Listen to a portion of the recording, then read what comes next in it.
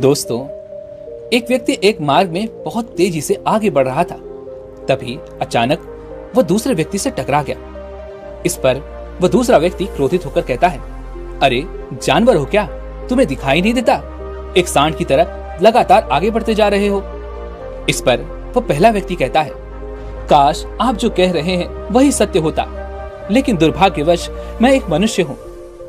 उस पहले व्यक्ति के मुख से यह सुनकर उस दूसरे व्यक्ति का क्रोध शांत हो गया। वह उस पहले व्यक्ति से कहता है, लगता है तुम बहुत दुखी हो, वरना सौभाग्य की बात को दुर्भाग्य न कहते, क्योंकि एक इंसान का जन्म पाना तो बड़े ही सौभाग्य की बात है। मनुष्य का जीवन बड़ी कठिनाइयों से मिलता है और तुम हो कि एक जानवर होना चाहते हो।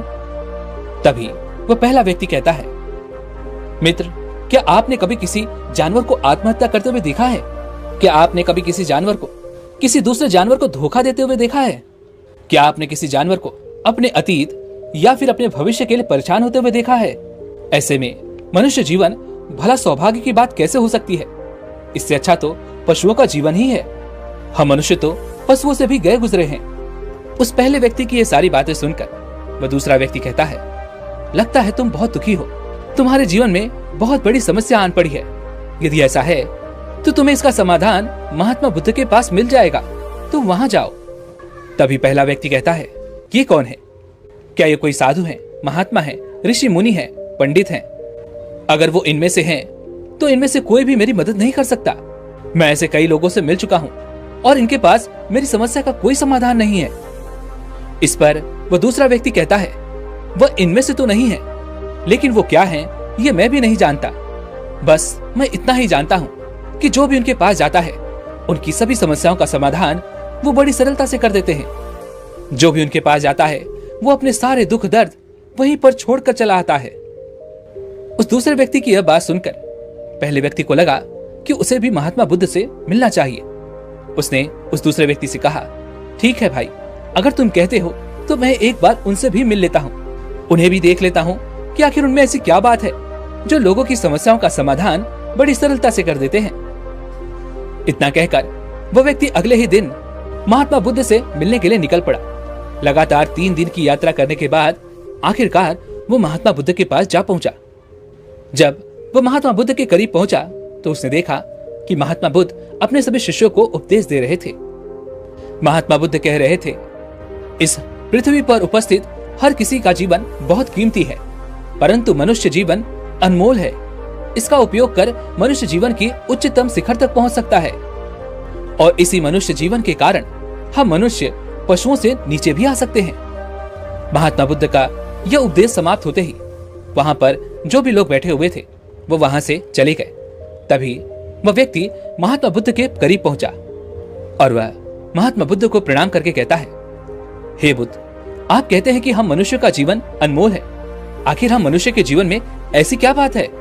हम मनुष्य के जीवन में कीमती जैसा क्या है? हम चिंता करते हैं, परेशान रहते हैं, हम अपने भविष्य के लिए हमेशा चिंतित रहते हैं। ऐसे ही हजारों प्रकार की समस्याएं हम मनुष्य के जीवन में चलती रहती हैं। लेकिन आप क्या जाने, आप तो एक साधु हैं, आपने तो ये सारी चीजें त्याग दी हैं और इसीलिए शायद आप ये सारी बातें बड़ी आसानी से कह सकते हैं। मुझे तो यही लगता है कि हम मनुष्य का जीवन बहुत ही कठिन है, हमें इसे समाप्त कर लेना चाहिए। आपने कभी किसी पशुओं को देखा है? ना तो वो चिंता करते हैं, ना ही उन्हें किसी तरह की तकलीफ होती है, ना ही वो कोई परेशानी में रहते हैं। वह तो अपना जीवन मौज मस्ती में जीते हैं। ना ही उन्हें अपने भूतकाल की चिंता होती है और ना ही भविष्य की। ना ही वो किसी को धोखा देते हैं और ना ही किसी से शिकायत करते हैं। वह तो बस अपना जीवन जीते रहते हैं। और वहीं पर दूसरी तरफ हम मनुष्य का जीवन ठीक इसका उल्टा है। मुझे तो यही लगता है कि हम मनुष्य का जीवन पशु के जीवन से भी बदतर है। मनुष्य जीवन एक श्राप है जो हमें मिला है। ऐसे में आपको हम मनुष्य जीवन में ऐसी क्या विशेषताएं नजर आती हैं जो आप लोगों को झूठ बताते रहते हैं कि हम मनुष्य का जीवन बहुत कीमती है, बहुत मूल्यवान है। इस दौरान महात्मा बुद्ध उस व्यक्ति की सारी बातें ध्यानपूर्वक सुन रहे थे और वह उसकी मनोदशा को समझ रहे थे। आखिर में महात्मा बुद्ध मुस्कुराते हुए उस व्यक्ति से कहते हैं, भंते, तुम अपने जीवन के संघर्षों से भाग रहे हो। यदि तुम संघर्ष करोगे ही नहीं तो जीवन सफल कैसे बनेगा? और जब हम संघर्षों से भागते हैं तो हमारा जीवन दूसरों के अधीन हो जाता है और फिर हमें दूसरों के अनुसार ही चलना पड़ता है। इसलिए हमें अपने जीवन के लिए संघर्ष तो करना ही पड़ता है। महात्मा बुद्ध के मुख से यह सुनकर वह व्यक्ति बहुत अचरज में पड़ गया। उसने तुरंत ही महात्मा बुद्ध को प्रणाम किया, उनके चरणों में जा गिरा और उनसे कहने लगा, हे बुद्ध, आपको कैसे पता चला कि मैं अपने जीवन में संघर्षों से भाग रहा हूं, उनसे बचना चाहता हूं? मेरे जीवन में जब भी कोई समस्या खड़ी होती है तो मैं उसका सामना नहीं कर पाता, बल्कि मैं उसे छोड़कर भाग जाना चाहता हूं। आगे महात्मा बुद्ध उस व्यक्ति से कहते हैं, तुम्हें लगता है कि पशुओं का जीवन हमसे लाख गुना अच्छा है, क्योंकि वह अपना जीवन खुद समाप्त नहीं कर सकते, क्योंकि वह किसी को धोखा नहीं देते और ना ही आने वाले भविष्य की चिंता करते हैं। इसका मतलब ये तो नहीं कि पशुओं के जीवन में कोई संघर्ष नहीं है। पशुओं के जीवन में तो जन्म से लेकर मृत्यु तक संघर्ष ही होता है।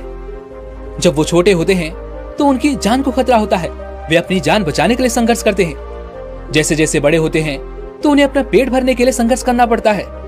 फिर चाहे उनके सामने कोई भी क्यों ना हो, फिर चाहे उनके सामने कितनी भी बड़ी परिस्थितियां क्यों ना हो, वे संघर्ष करने से कभी पीछे नहीं हटते।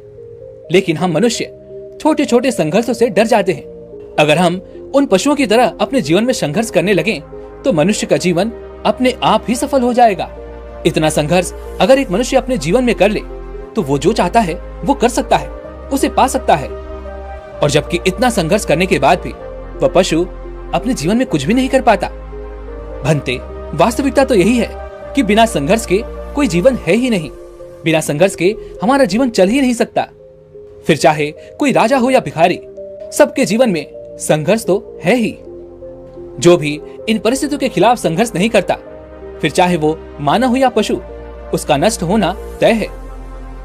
इस पर वह व्यक्ति कहता है, हे बुद्ध, क्या आप मुझे कोई ऐसी चीज दे सकते हैं जिससे मेरे जीवन के सारे संघर्ष हमेशा हमेशा के लिए मुझसे दूर हो जाए? मेरी सारी चिंताएं, सारी समस्याएं, सारी परेशानियां हमेशा हमेशा के लिए खत्म हो जाए और मेरा जीवन हमेशा हमेशा के लिए सुखमय बन जाए। उस व्यक्ति की यह बात सुनकर महात्मा बुद्ध एक बार फिर से मुस्कुराने लगे और उस व्यक्ति से कहते हैं, भंते, मैं तुम्हें वो चीज तो नहीं दे सकता, लेकिन हाँ, मैं तुम्हें वहां तक पहुंचने का रास्ता जरूर बता सकता हूँ। यदि तुम वहां तक पहुंचने का संघर्ष कर लो तो तुम वहां तक पहुंच ही जाओगे और तुम्हें वह चीज मिल जाएगी। लेकिन मेरी एक बात और याद रखना कि इसका अर्थ यह भी नहीं है कि इसके बाद से तुम्हारे जीवन में परेशानियां या फिर समस्याएं आनी बंद हो जाएंगी। तुम्हारे जीवन में परेशानियां और समस्याएं तो आती ही रहेंगी, लेकिन उनका प्रभाव तुम पर बहुत कम हो जाएगा। तुम्हारे जीवन में दुख और समस्याएं तो आएंगी, लेकिन वह तुम्हें छू नहीं पाएंगी। और ऐसी अवस्था में चाहे तुम्हें कोई कितना भी दुख देने का प्रयास क्यों न करे, तुम्हें चाहे कोई कितना भी धोखा देने का प्रयास क्यों न करे, तुम्हें कभी भी धोखा नहीं मिलेगा। सब कुछ तुम्हारे पास ही होगा, लेकिन फिर भी वह तुमसे दूर रहेगा। महात्मा बुद्ध की यह बात सुनकर वह व्यक्ति महात्मा बुद्ध के सामने दोनों हाथ जोड़कर महात्मा बुद्ध से कहता है, हे बुद्ध, बताइए वो चीज क्या है और मुझे कहां मिलेगी? मैं उस चीज को पाने के लिए कुछ भी कर सकता हूं।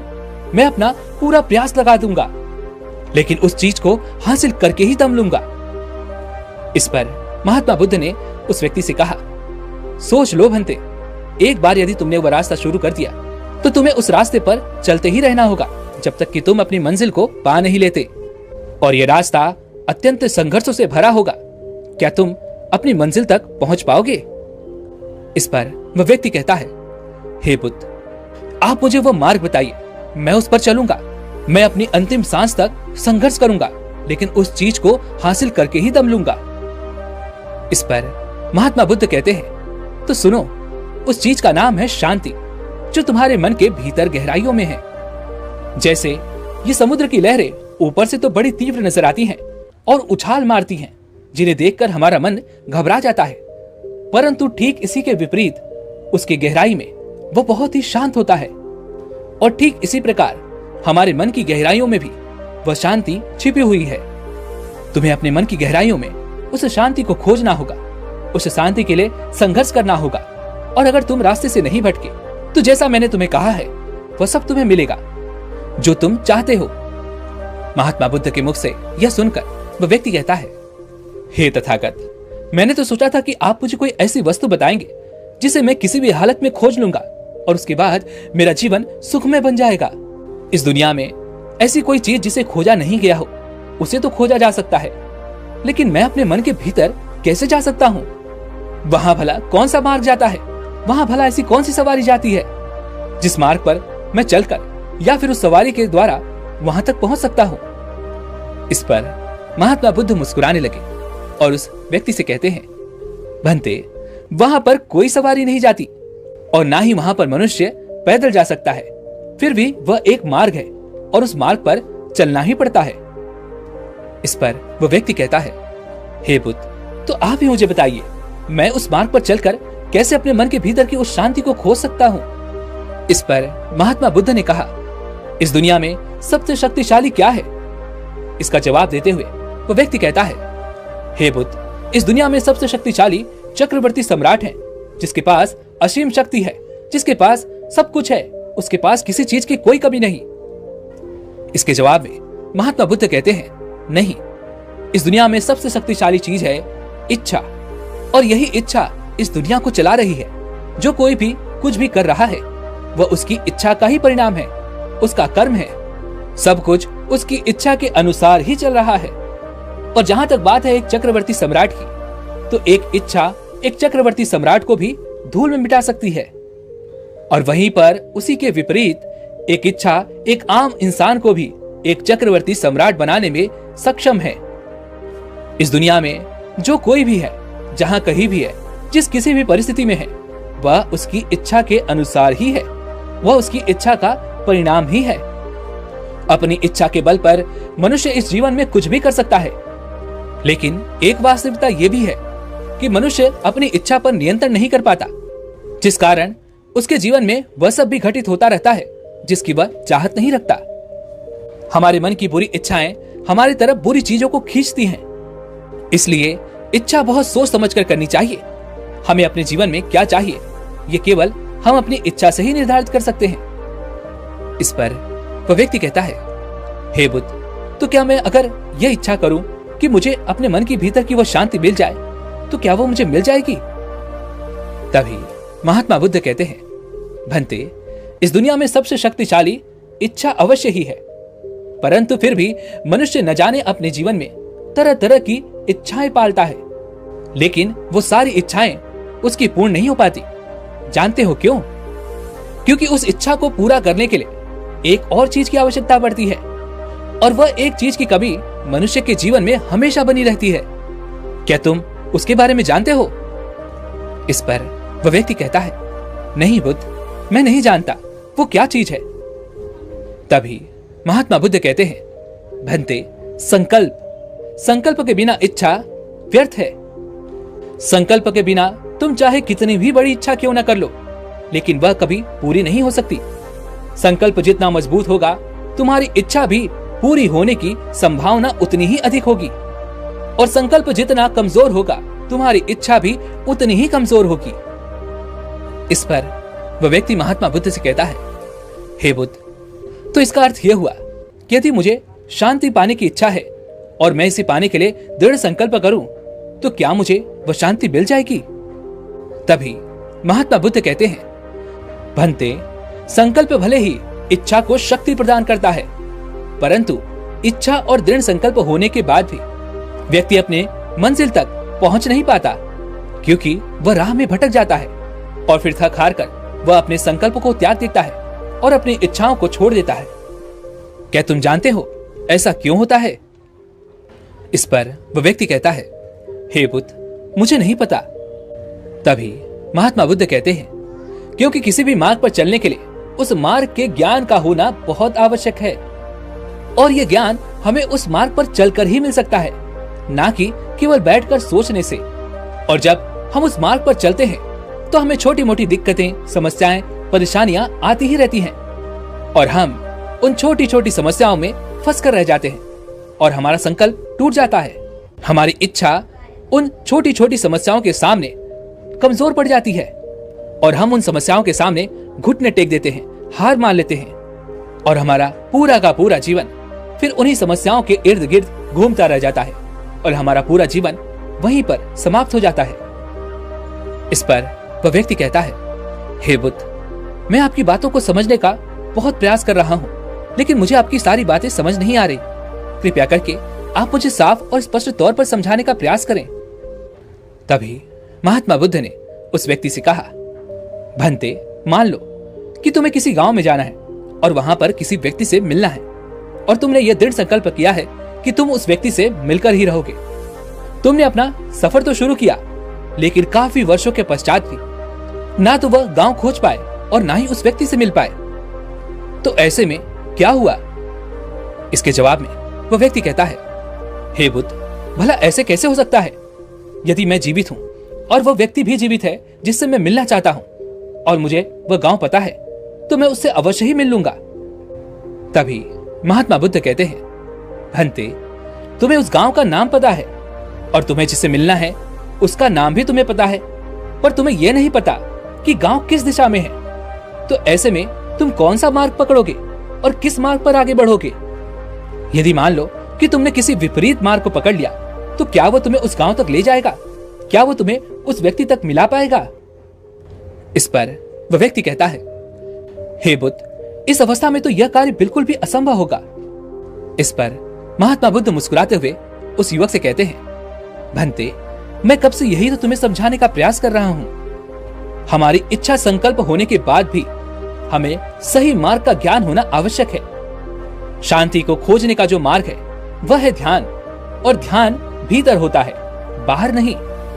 जब तुम अपने भीतर की उस शांति को खोजने के लिए ध्यान के मार्ग पर आगे बढ़ोगे, अपनी इच्छा की पूर्ति के लिए तुम उस मार्ग पर आगे की ओर बढ़ते चलोगे, तो हो सकता है कि तुम्हारे राह में छोटी छोटी मुसीबतें आए, दिक्कतें आए, तकलीफें आए, लेकिन तुम्हें उन समस्याओं का सामना करना ही पड़ेगा।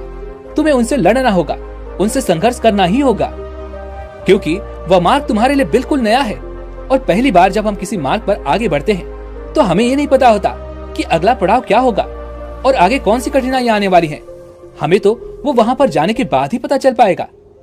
वहीं पर दूसरी तरफ जो मनुष्य इन छोटी छोटी दिक्कतों में नहीं फंसता, वह अपने संकल्प पर दृढ़ बना रहता है। वह अपने जीवन में वह सब कुछ पा लेता है जो वह चाहता है, और अपनी मंजिल पर पहुंचकर उसे असीम शांति भी मिलती है।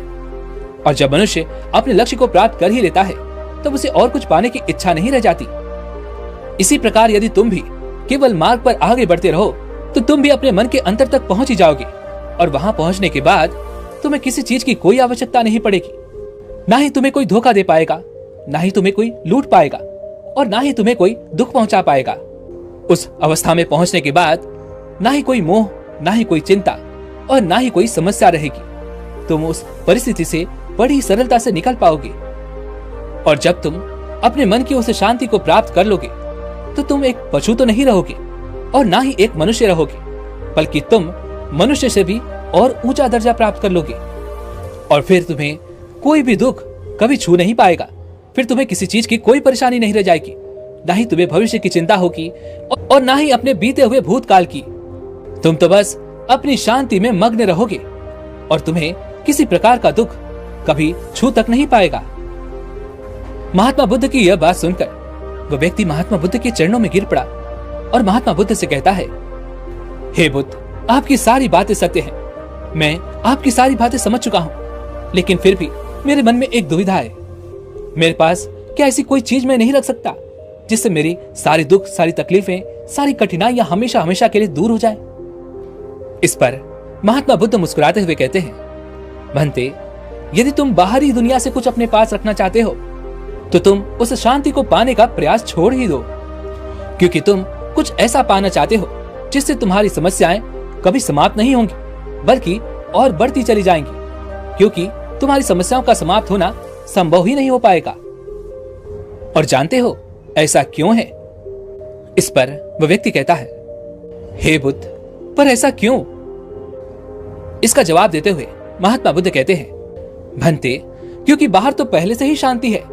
चारों ओर केवल शांति ही शांति है। हमें तो बाहर की शांति नजर आती है, लेकिन हमारे भीतर की शांति हमें नजर नहीं आती। और जो शांति हम बाहर की ओर देख रहे हैं, वह बाहर नहीं बल्कि हमारे भीतर ही है।